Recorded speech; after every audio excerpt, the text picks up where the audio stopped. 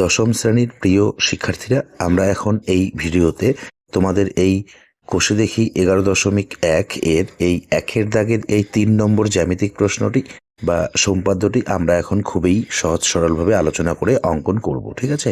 তো প্রিয় শিক্ষার্থীরা, আমরা প্রথমে প্রশ্নটা একটু ভালোভাবে পড়ি। দেখো, 3 নম্বর প্রশ্নটি, একটি সমকোণী ত্রিভুজ যার সমকোণ সংলগ্ন বাহু দুটির দৈর্ঘ্য 4 সেমি ও 8 সেমি। এই আমাদের এখানে একটি সমকোণী ত্রিভুজ অঙ্কন করতে বলা হয়েছে। তারপর সেই ত্রিভুজের আমাদের এখানে পরিবৃত্ত অঙ্কন করতে বলা হয়েছে এবং পরিবৃত্ত অঙ্কন করে পরিকেন্দ্রের অবস্থান লিখতে বলা হয়েছে ও পরিবেশাদের দৈর্ঘ্য মেপে লিখতে বলা হয়েছে। ঠিক আছে? আমাদের সমকোণী ত্রিভুজের দুটি বাহুর দৈর্ঘ্য দেওয়া রয়েছে 4 সেমি ও 8 সেমি। আমরা খুবই সহজ সরলভাবে আলোচনা করে অঙ্কন করব। তোমরা মনোযোগ সহকারে দেখো, অবশ্যই তোমরা ভালোভাবে বুঝতে পারবে। তো প্রিয় শিক্ষার্থীরা, আমরা প্রথমে প্রশ্নে দেওয়া পরিমাপ দুটি নেই। ত্রিভুজের দুটি বাহুর দৈর্ঘ্য দেওয়া রয়েছে 4 সেমি ও 8 সেমি। ঠিক আছে? দেখো, এই যে শূন্যের বড় দাগ, এখান থেকে হিসেব শুরু, এই 4-এর বড় দাগ এই পর্যন্ত, এই 2 বিন্দু যুক্ত।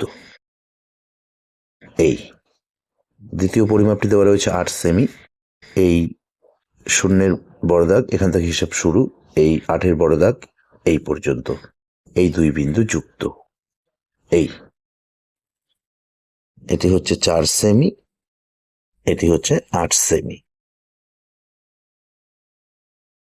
এখন আমরা এই খাতার পেজের মাঝে, ঠিক আছে, এখানে আমরা একটি রশ্মি নেব। রশ্মিটি আমরা অবশ্যই 8 সেমির থেকে বেশি নেব। এই আমরা প্রায় 11 সেমির মতো নিলাম। ঠিক আছে?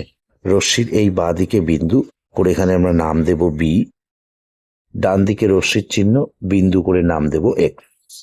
আমাদের এখানে সমকোণী ত্রিভুজ অঙ্কন করতে বলা হয়েছে, তাই আমরা প্রথমে এখানে এই বি বিন্দুতে একটি 90 ডিগ্রি কোণ অঙ্কন করব। কারণ আমরা জানি যে ত্রিভুজের একটি কোণ 90 ডিগ্রি তাকে সমকোণী ত্রিভুজ বলে। ঠিক আছে? তো আমরা প্রথমে এই বি বিন্দুতে পেন্সিল কম্পাস দ্বারা একটি 90 ডিগ্রি কোণ অঙ্কন করব। পেন্সিল কম্পাসে আমরা এই যে এভাবে একটি যে কোনো পরিমাপ চিকন করে নেব, এভাবে। ঠিক আছে? যে কোনো পরিমাপ নিয়ে এই বি বিন্দুতে বসাতে হবে।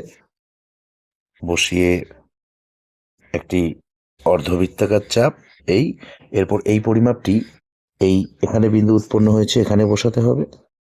বসিয়ে অর্ধবৃত্তাকার চাপের উপরে বৃত্তচাপ, এই পরিমাপটি এই যে এখানে বিন্দু উৎপন্ন হয়েছে, এখানে বসাতে হবে। বসিয়ে আর একটি বৃত্তচাপ একটু বড় করে। ঠিক আছে? এরপর এই পরিমাপটি এই যে এখানে বিন্দু উৎপন্ন হয়েছে, এখানে বসাতে হবে। বসিয়ে এই বৃত্তচাপের উপরে আর একটি বৃত্তচাপ। ঠিক আছে? এই যে এখানে বিন্দু উৎপন্ন হলো। এখন আমরা স্কেল দ্বারা এই বি বিন্দু আর এই বিন্দু যুক্ত করে এদিকে আরেকটি রশ্মি অঙ্কন করব। ঠিক আছে? তো এদিকে রশ্মিটি আমরা অবশ্যই 4 সেমির থেকে একটু বেশি নেব। বড় করে নেওয়া হলো। এদিকে রশ্মির চিহ্ন দিয়ে বিন্দু করে নাম দেব আমরা ওয়াই। এখন আমরা পেন্সিল কম্পাস দিয়ে প্রথমে 4 সেমির পরিমাপটি নেই। দেখো, এই যে এভাবে নেব। ঠিক আছে? নিয়ে বি বিন্দুতে বসিয়ে উপরে বৃত্তচাপ কেটে নেব। এরপরে পেন্সিল কম্পাস দিয়ে 8 সেমির পরিমাপটি নেই। এই যে এভাবে নেব। ঠিক আছে? নিয়ে এই বি বিন্দুতে বসিয়ে এক্স রশ্মির ডান দিকে বৃত্তচাপ। এই যে এখানে বিন্দু এবং এখানে বিন্দু, এই বিন্দুর নাম দিই আমরা এ, এই বিন্দুর নাম দিই আমরা সি। এখন আমরা স্কেল দ্বারা এই এ আর সি বিন্দু যুক্ত করে দিই। ঠিক আছে? এটি হচ্ছে 8 সেমি আর এটি হচ্ছে 4 সেমি। ঠিক আছে? এটি হচ্ছে 90 ডিগ্রি। তো প্রিয় শিক্ষার্থীরা, আমরা এই যে এ বি সি সমকোণী ত্রিভুজটি অঙ্কন করলাম। ঠিক আছে? এখন আমরা এই ত্রিভুজের পরিবৃত্ত অঙ্কন করব।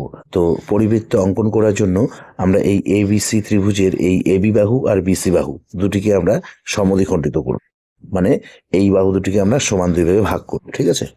দেখো, তো সমদ্বিখণ্ডিত করার জন্য পেন্সিল কম্পাস দ্বারা আমরা প্রথমে এই বিসি বাহুর অর্ধেকের বেশি নেব, আইডিয়া করে এখানে অর্ধেক, তার থেকে একটু বেশি। ঠিক আছে?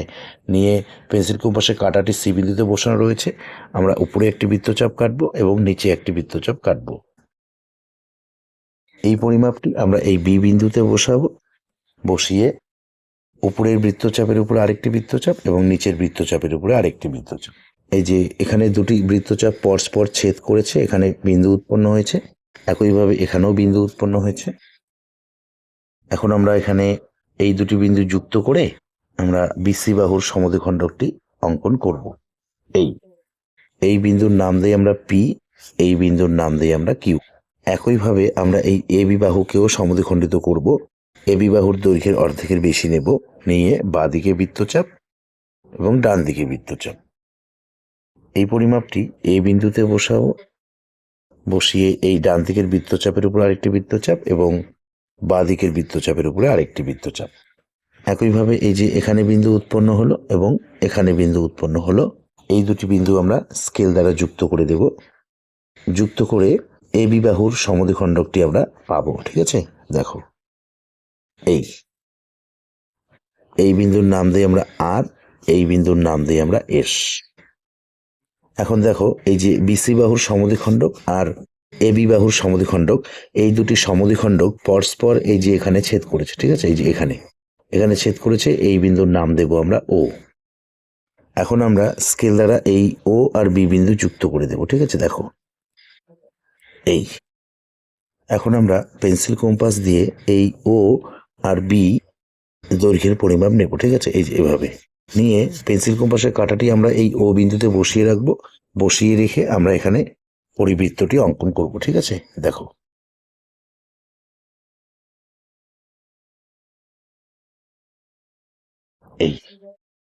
তো প্রিয় শিক্ষার্থীরা, আমরা এই যে এ বি সি সমকোণী ত্রিভুজের পরিবৃত্তটি অঙ্কন করলাম। ঠিক আছে, এখন আমরা এই চিত্রটির বা সম্পাদ্যটির নিচে একটি লাইন ভালোভাবে সাজিয়ে লিখব। তোমরাও পরীক্ষার খাতায় লিখবে। ঠিক আছে, সুতরাং এ বি সি সমকোণী ত্রিভুজের পরিবৃত্ত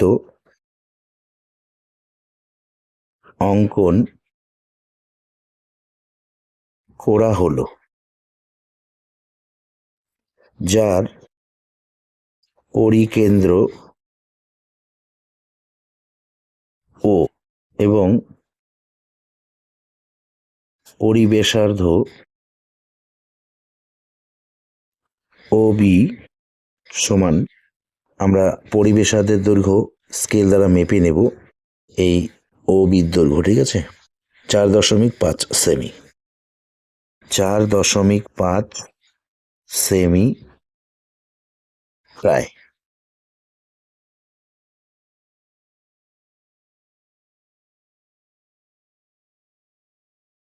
তো প্রিয় শিক্ষার্থীরা, নিশ্চয়ই তোমরা এই জ্যামিতিক চিত্রটি বা সম্পাদ্যটি অঙ্কন করার পদ্ধতিটি ভালোভাবে বুঝতে পেরেছ। তো এই ভিডিওতে এ পর্যন্ত, ধন্যবাদ।